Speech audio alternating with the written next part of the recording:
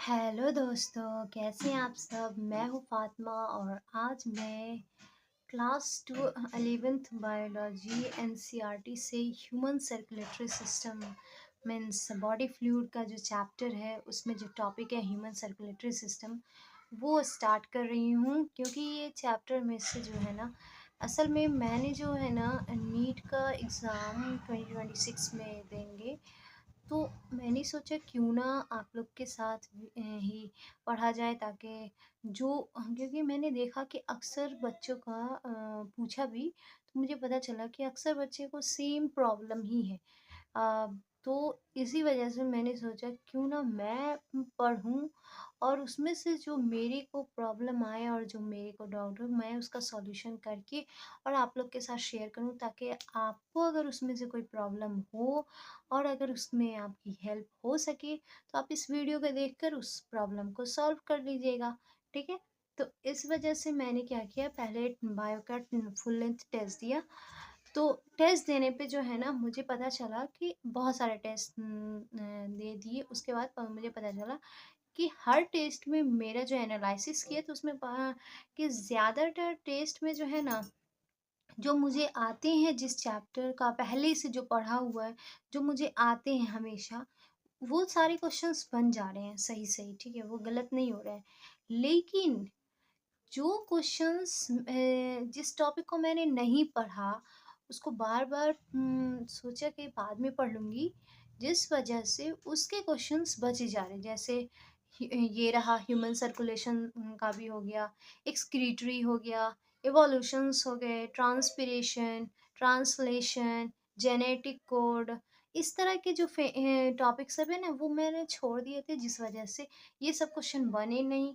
और इसी वजह से मेन क्वेश्चन तो यहीं से आते हैं और मैंने इसको हार्ड समझ के सोचा कि बाद में कर लूँगी, जिस वजह से बाद तो कभी आता नहीं है और ये बचा का बचा रह जाता है। और जो हमेशा जो जो याद था बस उसको बनाते, जो नहीं आता, जिसको मैंने आज तक नहीं छुआ, जिस वजह से वो नहीं बनते थे। इसी वजह से मैंने सोचा क्यों ना इन सारे टॉपिक की मैंने लिस्ट बना ली है। जैसे मैं आपको वीडियो हम अपना ओएमआर शेयर करेंगे आपको। तो उसमें मैंने क्या किया है कि ओएमआर बना लिया है, में जो फिल किए हैं। तो एनालिसिस करने के बाद डेट उस ओएमआर का लिख दिए, कौन सा टेस्ट पेपर है वो लिखकर, और उसके सामने छोटा सा जो है ना पेपर में कौन कौन से टॉपिक इसमें से मुझे नहीं आए। तो इस तरह से बहुत सारे टॉपिक देखे सिमिलर, ज़्यादातर टॉपिक जो है ना सिमिलर है। तो मैं उस टॉपिक की पहले प्रिपरेशन करूँगी, फिर नेक्स्ट वीक फिर से टेस्ट दूँगी और देखूँगी कि मैंने जो इस बार जो टॉपिक मेरे नहीं बनते थे उसको मैंने प्रिपरेशन करके अब देखते हैं कि वो बनता है कि नहीं। ठीक है? तो वो तो बनेगा ही। अब तो हम इसी वजह से मैंने सबसे पहले स्टार्ट किया है ह्यूमन सर्कुलेटरी सिस्टम। इसे कंप्लीट करेंगे फिर नेक्स्ट टॉपिक पर चलेंगे। तो देखते रहिए और सीखते रहिए। और आपको अगर इसमें से कोई भी हेल्प आपका हो और आपकी प्रॉब्लम सॉल्व हो तो हमें कमेंट में ज़रूर बताइए क्या, क्योंकि आपके कमेंट से हमें अच्छा लगता है और हमें पता चलता है कि हमें किस को मतलब आप समझ सकते हैं कि फीलिंग क्या होती है जब हेल्प करने से किसी की हेल्प हो जाती है, तो उसमें तो सबसे ज़्यादा मज़ा आता है। तो इसी वजह से कमेंट हमें ज़रूर करिएगा कि आपकी हेल्प हुई कि नहीं हुई, और अगर नहीं हुई तो बता दीजिएगा कि आपको क्या चाहिए, ताकि अगर मैं दे सकूं तो मैं दूंगी। ठीक है? Thank you. तो चलते हैं हम चैप्टर की ओर, ह्यूमन सर्कुलेटरी सिस्टम। और हाँ, इस वीडियो को आप लाइक कर दीजिएगा और ज़्यादा से ज़्यादा शेयर करिएगा, क्योंकि लास्ट समय है तो बहुत सारे बच्चे परेशान होंगे। तो उन तक पहुँचाइएगा ताकि वो लोग भी देखें। असल में लेट हो गया क्योंकि अ, मैं समझती थी कि वीडियो कैसे बनाऊँ? इस वज़ह से मैं नहीं बना पाती थी। फिर मैंने सोचा रोज़ इस तरह से करते-करते तो रोज़ जा ही रहा है, क्यों ना जैसे हो बस। आप लोग को भी पता है कि अभी एडिटिंग करने में भी टाइम लगेगा। तो इस वज़ह से मैं बिना एडिटिंग के ये वीडियो बना रही हूँ। क्योंकि एडिटिंग में सच में टाइम लगता है, तो अभी टाइम तो है नहीं जो मैं एडिटिंग भी करूँ वगैरह वगैरह। तो इस वजह से मैं सिर्फ वीडियो बना रही हूँ, और आप इस वीडियो को देखें और ज़्यादा से ज़्यादा शेयर करें, सब्सक्राइब करें और कमेंट भी करें कि आपको कैसा लगा। ठीक है। Human circulatory system, also called the blood vascular system, consists of a muscular chamber, a network of close branching blood vessels, and blood, the fluid which is circulated. Heart is the mesodermally derived organ, is situated in the thoracic cavity in between the two lungs, slightly tilted to the left. It has the size of a clenched fist. It is protected by a double-walled membranous bag, pericardium, enclosing the pericardial fluid. Our heart has four chambers, two relatively small upper chambers called atria and two large chambers called ventricles. देखो इसमें क्या है कि human circulatory system जो हम लोग का है, उसे हम वैस्कुलर सिस्टम भी कहते हैं। इसमें क्या होता है, मस्कुलर चैम्बर हर्ट होता है। मस्कुलर चैम्बर हर्ट इसलिए कहा जाता है क्योंकि इसमें चैम्बर चैम्बर जैसे हमारा जो घर है, तो उसमें क्या होता है, रूम्स बने होते हैं, तो वो एक तरह का चैम्बर हो गया। ठीक है। तो हमारे हार्ट में क्या होते हैं, टोटल 4 चैम्बर है। ऊपर वाला चैम्बर, नीचे वाला 2 चैम्बर। तो इसको हम इस तरह से मान लेते हैं, ऊपर का सेकंड फ्लोर, नीचे का फर्स्ट फ्लोर, ग्राउंड फ्लोर। ठीक है। इस तरह से मानते हैं। ठीक है। तो वही कह रहा है कि चैम्बर है हमारे हार्ट में, और मस्कुलर है क्योंकि इसमें पूरे इसके जो सराउंडिंग में पूरे मसल्स होते हैं, तो इसी वजह से मायोमेट्रियम है ये। इसकी ब्रांचिंग जो होता है मायोजेनिक होती है। और branching blood vessels and blood the fluid which is circulated, इसमें फ्लूइड ब्लड जो है वो फ्लूइड की तरह है, वही सर्कुलेट होता है। और हार्ट इज मेसोडर्मल, देखो ये लाइन आया ना कि heart is मेसोडर्मली derived organ. Heart कैसा ऑर्गेन्स है, मेसोडर्मली डिराइव्ड हुआ है। ठीक है। ये एक सेकेंड, हाँ, मेसोडर्मली derived organ. thoracic cavity in between the two lungs, दो लंग्स के बीच में है। लेकिन ज़्यादा इसका जो साइड देखा जाए तो वो लेफ्ट साइड ज़्यादा झुका हुआ है। तो slightly tilted to the left, देखो है ना, slightly tilted to the, it has the size of clenched fist. ये देखो, ये चीज़ मैंने क्वेश्चंस में देखा है कि ये क्वेश्चन पूछा गया है कि इसका जो साइज है वो क्लेंच्ड फिस्ट, एक मुट्ठी हम लोग बनाएंगे ना, तो उस तरह का इसका साइज दिखेगा, शेप है इस तरह से। It is protected by a double wall membranes back pericardium. देखो ये जो हार्ट है ना हमारा, हार्ट में क्या होता है कि उसमें कवरिंग लगी होती है, मेम्ब्रेनस बैग में उसे रखा, क्योंकि हार्ट बहुत नाजुक चीज़ है ना, तो इसीलिए उसको प्रोटेक्ट तो बहुत अच्छे से करना पड़ेगा। तो इसी वजह से इसको क्या किया गया कि पेरिकार्डियम एक मेम्ब्रेनस बैग है, डबल वॉल्ड है। ठीक है। देखो इसमें क्या होता है कि हार्ट जो कैसे बचा रहता है, अगर किसी को मारा भी जाता है ना सीने वहाँ पर हार्ट के एरिया पे, तो ज़्यादा चोट नहीं लगता है, उतना जल्दी चोट नहीं लग सकता है वहाँ पे, क्योंकि वो बहुत प्रोटेक्टेड है। जैसे देखो मान लो एक बलून ले लो। ठीक है। उस बलून में एक बॉल डाल दो और बलून के अंदर पानी भर दो। ठीक है। अब और बलून को बंद कर दो। अब देखना तुम बलून पे मारना, बॉल पे चोट लगेगा ही नहीं। क्यों? क्योंकि उसके अंदर पानी भरा हुआ है। जैसे ही मारोगे बॉल बॉल दूसरी साइड चला जाएगा, फिर मारोगे फिर इधर। तो इस तरह से क्या हो रहा है, इस पे बॉल पे ज़रा सा भी चोट नहीं लग रहा है। तो हमारा हार्ट भी उसी तरह से है कि वो एक बैग लाइक, बलून जैसा बैग लाइक स्ट्रक्चर, जो पेरिकार्डियम मेम्ब्रेनस बैग है, उसके अंदर हमारा हार्ट रखा हुआ है, और वो मेम्ब्रेनस बैग के अंदर फ्लूइड फिल्ड है। पेरिकार्डियम पेरिकार्डियल फ्लूइड है, तो फ्लूइड की वजह से वो उसमें प्रोटेक्शन मिलता है और वहाँ तक चोट नहीं पहुँच पाता है। लेकिन हाँ, बहुत ज़्यादा सीवियर इंजरी होगा तब तो चोट लग ही सकता है। ठीक है? तो उतना भी ज़्यादा ज़ोर से वैसा नहीं करना है जिससे चोट लग जाए। ठीक है? Our heart has four up chambers, two relatively small upper chambers called atria and two larger lower chambers called ventricles.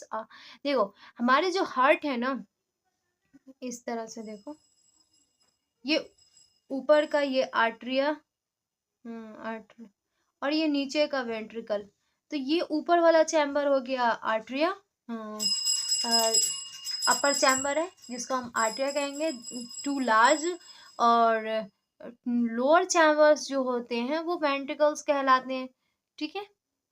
A thin muscular wall called the interarterial septum separates the right and the left atria, whereas a thick wall and the interventricular septum separates the left and right ventricles. देखो यहाँ पर दो word आए हैं, एक आया है इंटरआर्टेरियल septum, एक आया है इंटरवेंट्रिकुलर सेप्टम। सबसे पहले तो हम समझते हैं इंटर किसे कहते हैं। देखो, इंटर और इंट्रा जब कहा जाता है तो उसका क्या मतलब होता है। इंटर का मतलब होता है कि जब दो चीज़ों के बीच की बात की जा रही है, जैसे मान लो किसी जगह कंपटीशन चल रहा है, जैसे स्कूल में कंपटीशन चलता है तो उसमें क्या होता है, एक होता है क्लास 9th और क्लास 10th के बीच में मान लो कंपटीशन चल रहा है, तो इन दोनों के बीच में जो कंपटीशन चल रहा है इसको कहेंगे इंटर कंपटीशन। मतलब दो क्लास के बीच में हो रहा है, लेकिन अगर एक ही क्लास में हो रहा है, एक ही क्लास में बच्चों के बीच में हो रहा है, क्लास 10th में ही हो रहा है, उसमें जो बच्चे सब हैं उन सब के बीच में हो रहा है, तो वो इंट्रा हो जाएगा, क्योंकि वो उसमें क्लास 10th के अंदर ही बच्चों में हो रहा है। लेकिन क्लास 9th और 10th दो अलग-अलग आज गए, तो यहाँ पर इंटर हो जाएगा। तो उसी तरह से यहाँ पर इंटर इसलिए यूज़ किया, यहाँ पे इंट्रा नहीं यूज़ कर सकते क्योंकि इस चैम्बर की बात नहीं कर रहा, उसने कहा है कि ये देखो, उसने कहा ये आर्टरियम और ये आर्टरियम, इन दोनों के बीच में जो सेप्टम लगा होता है, जो डिवीजन जो बाउंड्री लगी होती है, उसे हम इंटर आर्टरियल सेप्टम। तो ये दो आर्टरी बीच में आ गया, तो इसी वजह से यहाँ पे इंटर का यूज करेंगे। अगर इसी के इस चैम्बर के अंदर की बात करते कि इसमें बाउंड्री लगा हुआ है, तब हम इसको इंट्रा कहते हैं। लेकिन ये दो आर्टरियम के बीच की बात करा जा रहा है, तो दो आर्टरियम के बीच में जब लगा है तो इसको इंटर कहेंगे। और आर्टरियल सेप्टम इसलिए कहेंगे क्योंकि आर्टरी, यहाँ पर आर्टरी बस है ना, तो इस वजह से यहाँ पे लिखेंगे इंटर आर्टरियल सेप्टम। और अगर वेंट्रिकल की बात की जाए तो वेंट्रिकल के बीच में जो डिवीजन लगा, तो यहाँ पे भी इंटर यूज किया जा रहा है क्योंकि यहाँ पे भी दो वेंट्रिकल है। ठीक है, तो इसी वजह से इंटर वेंट्रिकुलर सेप्टम। यहाँ तक समझ में आ गया। अब देखो दूसरा पॉइंट, एक और पॉइंट। पहले तो हमने ये समझ लिया कि इंटर इंटर आर्टरियल सेप्टम किसको कहते हैं, ये समझ में आ गया। अब फिर इंटरवेंट्रिकल सेप्टम किसे कहते हैं, ये भी समझ में आ गया। अब यहाँ पे देखो एक पॉइंट और है, बहुत ध्यान से देखो, यहाँ पे क्या लिखा है, thin thin muscular wall called inter arterial septum, और वहीं पर thick wall interventricular septum. Left और राइट वेंट्रिकल्स, ये हमारा हो गया लेफ्ट साइड का, और ये हमारा हो गया राइट साइड। तो लेफ्ट और राइट वेंट्रिकल को सेपरेट करने के लिए कैसी वॉल होनी चाहिए, थिक होनी चाहिए। कैसी होनी चाहिए, थिक, क्योंकि यहाँ पर क्या होता है, पंपिंग होती है ना ब्लड की, तो यहाँ पे प्रेशर बहुत ज्यादा पड़ता है, बहुत ज्यादा प्रेशर बढ़ने के कारण अगर थिक नहीं रहेगा तो टूटने का चांस होता है। तो इसी वजह से यहाँ पर टूटी नहीं वॉल, तो यहाँ पर कैसा बनाया जाता है, थिक वॉल बनाया जाता है। जैसे तू बाढ़ आता है तो किसी किसी जगह बाढ़ नहीं आती है और किसी जगह आ जाती है, तो जहाँ पे आ जाती है वहाँ पे और वॉल अच्छी मजबूत नहीं बनी हुई है, तो क्या होता है, प्रेशर लगने से, पानी का प्रेशर से वो वॉल टूट जाती है, बाउंड्री, जिससे पानी घरों में घुस जाता है, बाढ़ आ जाती है। और जहाँ बहुत मजबूती से बनाया जाता है वहां नहीं टूटते हैं। तो वैसे ही यहाँ पर दोनों ब्लड मिक्स ना हो, और प्रेशर यहाँ पे बहुत ज़्यादा होता है क्योंकि पंपिंग ये करता है, तो प्रेशर ज़्यादा होने की वजह से यहाँ पर क्या किया जाता है, थिक वॉल बनाया जाता है। और यहाँ पर थिन वॉल होता है। ऊपर वाले फर्स्ट फ्लोर पे क्या होता है, वॉल थिन होती है, आर्ट्रियम के बीच में वॉल थिन होती है, और वेंट्रिकल के बीच में वॉल थिक होती है। हो गया, यहाँ पे से भी क्वेश्चन पूछा गया है, तो इसी वजह से मैंने आपको ये सब बता दिया। ठीक है, मैंने क्वेश्चंस किए थे तो उसमें ये सब क्वेश्चंस पूछा गया था, इसी वजह से मैं इसे नोट करवा रही हूँ कि यहाँ यहाँ से क्वेश्चन पूछा जाए गया था। Separates the, ये हो गया। The atrium and the ventricle of the same side are also separated by thick fibrous tissue called the atrioventricular septum। देखो, ये जो atrium और ventricle है सेम साइड का, सेम साइड कहने का मतलब, फिर से इसे मैं ऐसे बनाती हूँ, एक सेकेंड। ये देखो,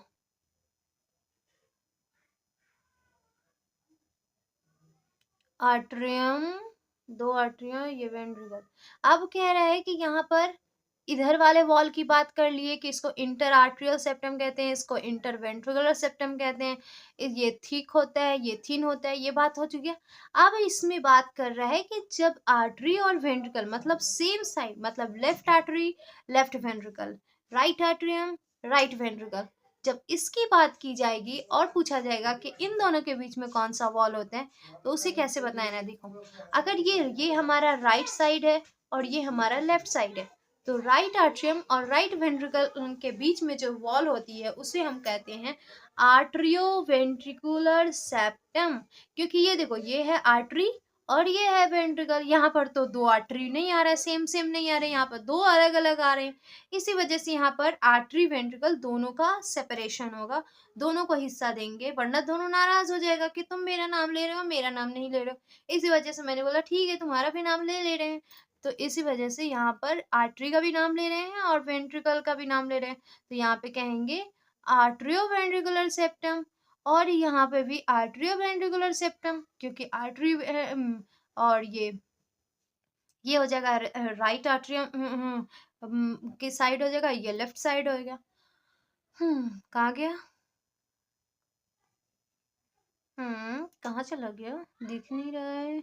हाँ, ये देखो, separated the left and right ventricle. The atrium and ventricle of the same side are also separated by thick fibrous tissue called atrioventricular septum. However, each of these septa, और हाँ यहाँ पे ध्यान दो, इसने क्या कहा, आर्टरी और वेंट्रिकल के बीच में जो वॉल होंगी वो भी मोटी मतलब थिक होंगी और वो फाइब्रस टिश्यूज की बनी होंगी। ठीक है, each of these septa are provided with an opening through which two chambers of the same sides are connected. The opening between the right atrium and the right ventricle is guarded by the valve formed of three muscular flaps or cusps. The tricuspid valve, whereas a bicuspid or mitral valve guards the opening between the left atrium and the left ventricle. The openings of the right and left ventricles into the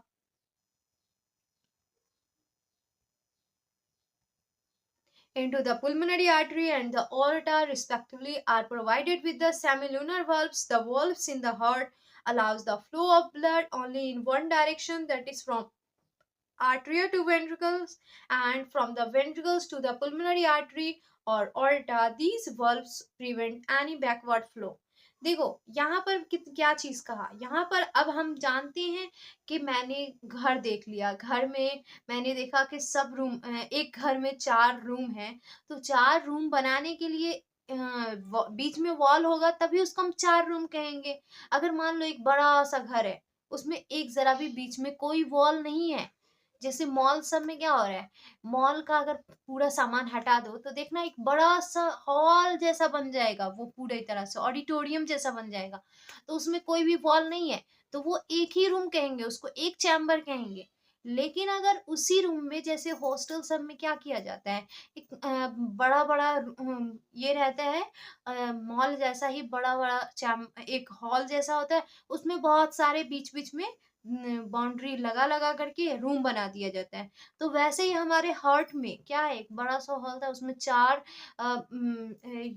2 wall बीच बीच में wall लगा दिया गया, boundary लगा दिया गया, 4 chamber बन गया। ठीक है, अब ठीक है, 4 चैम्बर तो बना दिए। अब 4 चैम्बर बनाए हैं तो सभी का अलग अलग गेट भी तो बनाना होगा ना, गेट बनाना होगा ना, अंदर आने के लिए, बाहर जाने के लिए गेट तो बनाना होगा। तो वैसे ही हमारे हार्ट में भी गेट बनाया जाता है। अब देखते हैं हम गेट कहाँ पर दिया हुआ है। ये देखो, ये रहा हार्ट, ये रहा हार्ट का 4 चैम्बर, 4 रूम है। अब 4 रूम में गेट लगा हुआ है। देखो, यहाँ पर यहाँ पर ट्राइकस्पिड वल्व लगा होता है और यहाँ पर बाइकस्पिड और मिट्रल वल्व। यहाँ पर के गेट को क्या कहते हैं, ट्राइकस्पिड कहते हैं, और यहाँ पर के गेट को बाइकस्पिड कहते हैं। तो याद रखना, राइट साइड का जो रूम होता है, राइट साइड वेंट्रिकल्स, आर्टरियम और वेंट्रिकल्स के बीच में जो वल्व्स लगे होते हैं उसको कहते हैं ट्राइकस्पिड वल्व, और जो लेफ्ट साइड के आर्टरियम और वेंट्रिकल के बीच में लगे होते हैं उसे हम कहते हैं बाइकस्पिड या मिट्रल वाल्व कहेंगे। बात समझ में आ गई? तो ट्राइकस्पिड हमारा और बाइकस्पिड लव साउंड जो हमें सुनाई देता है वो ट्राइकस्पिड और बाइकस्पिड के बंद होने की वजह से लव साउंड सुनाई देता है। और यहाँ पर वेंट्रिकल और यहाँ पे जो वल्व्स लगे होते हैं उसे कहते हैं सेमी लूनर वल्व्स। क्या कहते हैं? Semi lunar valves. देखो, यहाँ से ब्लड, जब वेंट्रिकल से ब्लड बाहर निकलना चाहेगा तो सेमी लूनर वल्व ओपन होगा। और सेमी लूनर वल्व यहाँ पर याद करना तो आसानी है कि वेंट्रिकल, राइट वेंट्रिकल और लेफ्ट वेंट्रिकल के बीच में जो वल्व्स लगे हैं दोनों का कॉमन वल्व्स है जिसका नाम क्या है? जिसका नाम है सेमिलुनर वल्व्स। लेकिन राइट आर्टरियम और वेंट्रिकल के बीच की अगर बात करेंगे तो वहां ट्राइकस्पिड वल्व है। और लेफ्ट आर्टरियम और लेफ्ट वेंट्रिकल के बीच की बात अगर हम करते हैं तो वहां बाइकस्पिड, जिसको हम मिट्रल वल्व्स कहते हैं। बात समझ में आई इतना? अब यहाँ पर देखते हैं। हाँ, यहाँ पर तो बस इतना ही बताया गया। आगे हम चलेंगे तो पता चलेगा कि कैसे और किसके ज़रिए ब्लड लंग्स में जाता है, लंग्स से कौन-सा आता है, तो वो सब चीज़ आगे पढ़ेंगे। यहाँ पर बस इतना पढ़ना है कि 4 चैम्बर है, 4 चैम्बर में 2 आर्टरियम के बीच में जो वॉल लगी है उसे हम कहते हैं इंटर आर्टरियल सेप्टम। और 2 वेंट्रिकल के बीच में जो वॉल लगी है उसको इंटर वेंट्रिकुलर सेप्टम। और वेंट्रिकुलर सेप्टम के जो होती है वो थिक होती है, जो आर्टरियल सेप्टम होती है वो थिन होती है। और राइट आर्टरियम और राइट वेंट्रिकल के बीच और लेफ्ट आर्टरियम और लेफ्ट वेंट्रिकल के बीच में जो वॉल लगी होती है उसको कहते हैं आर्टरियो वेंट्रिकुलर सेप्टम। और अगर वल्व्स की बात करें तो राइट एट्रियम और राइट वेंट्रिकल के बीच जो वल्व्स लगी होती है उसको ट्राइकस्पिड वल्व कहते हैं। और जो लेफ्ट एट्रियम लेफ्ट वेंट्रिकल के बीच में वल्व्स लगी होती है उसको लेफ्ट एट्रियम कहते हैं, सॉरी, उसको बाइकस्पिड या मिट्रल वल्व्स कहते हैं। और अगर राइट वेंट्रिकल और लेफ्ट वेंट्रिकल के बीच की वल्व्स की बात करें, नहीं नहीं नहीं, राइट एट्रियम में जो वल्व्स लगी होती वेंट्रिकल्स में जो वल्व्स लगी होती है, वेंट्रिकल्स में भी तो वल्व्स लगी है तो वहां से भी ब्लड जाएगा, जो कि राइट आर्टरियम से, राइट वेंट्रिकल से जाता है पुल्मोनरी आर्टरी में, तो उसमें लगा होता है सेमिलुनर वल्व्स। और लेफ्ट वेंट्रिकल से ब्लड जाता है ऑरटा के अंदर, वो भी सेमिलुनर वल्व्स ओपन होता है तो वहां से ऑरटा में जाता है। ठीक है।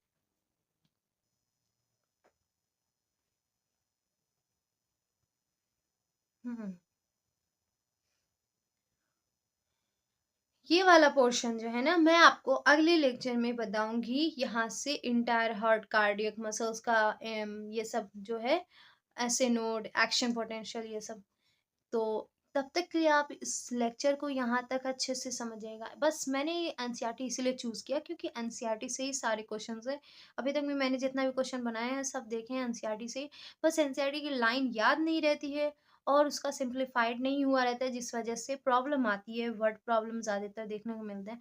तो इसी वजह से आप इस लेक्चर को अच्छे से देखिए और समझिए, और अगर कोई भी प्रॉब्लम आता है तो हमें कमेंट ज़रूर करें।